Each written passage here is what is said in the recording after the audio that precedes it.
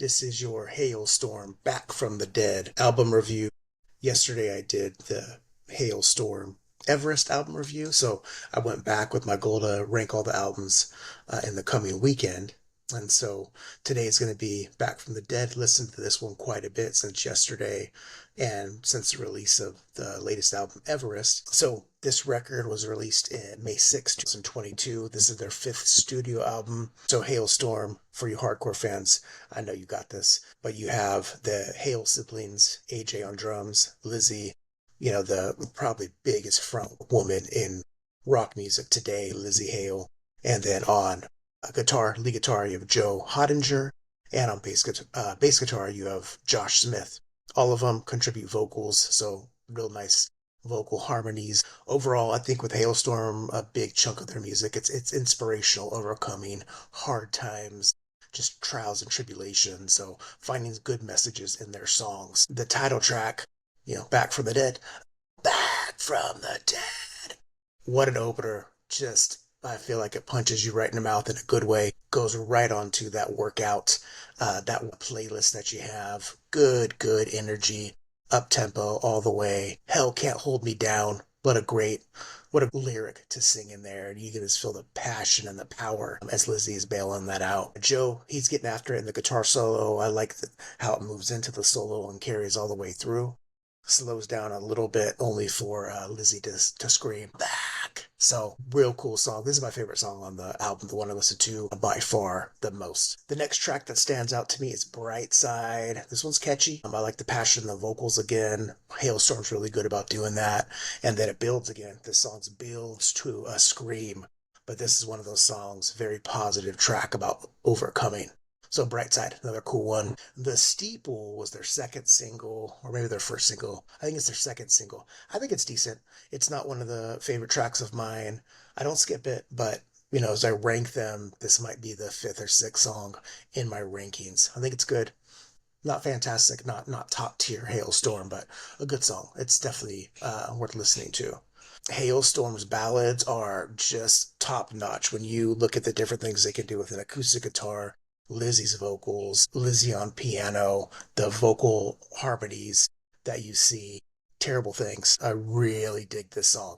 It's a super cool ballad. The vocal harmonies. This is what Lizzie's doing with herself. So you're listening to Lizzie, and then you can see the other singing that's coming through the tracks on a lower level. This is where Lizzie shines, just vocally.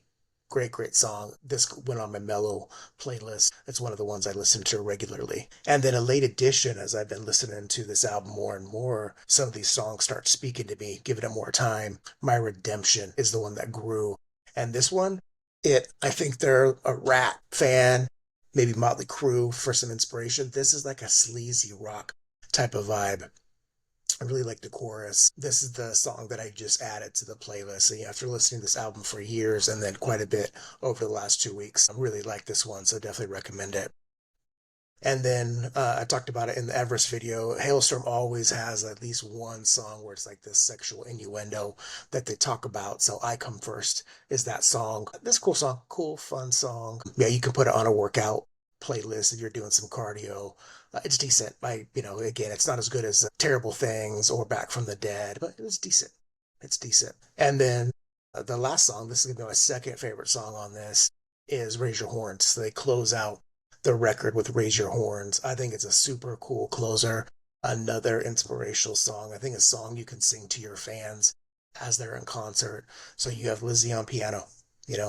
Terrible Things is like Lizzie, and I think it's an acoustic guitar. This time it's on piano, and she's just doing her things, and it's a mellow ride throughout, and shows her vocal chops, but also her piano work. But as a vocalist, there's some songs in this record that she really just excels. It's no wonder that so many people want to do collabs with her. The Hunger Strike collab, the one like I talked about, Close My Eyes Forever with David Draymond, Daughtry. It's just everybody wants Lizzie to come sing with them. And from what I could see, she seems like she's super cool, that everyone likes her. She sang with Skid Row this summer or earlier this year when their singer had some issues. And I watched quite a few videos on that. She nails it. She's doing those classic Skid Row song justice. So I think she's super versatile, really talented. The band's tight. They've been together, I think all of them since 2004.